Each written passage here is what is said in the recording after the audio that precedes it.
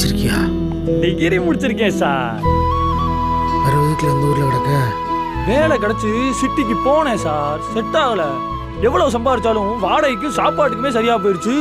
அங்கன சார் எல்லாரும் எதையோ குறி வச்சு குடு குடு குடுன்னு வேகமா ஓடிக்கிட்டே இருக்கானுங்க சார். பார்த்தேன், நீங்க ஓடுங்கடான்ட்டு நான் திரும்பி இங்கேயே வந்துட்டேன் சார். இந்த மலை, மக்க, சாமி, சம்பிரதாயம் இதெல்லாம் தான் சார் எனக்கு பிடிச்சிருக்கு. இதான் நான் கொஞ்சமா காசு கிடைச்சாலும் போதும்னு கொஞ்சாதி விட நிம்மதியா இருக்கேன்.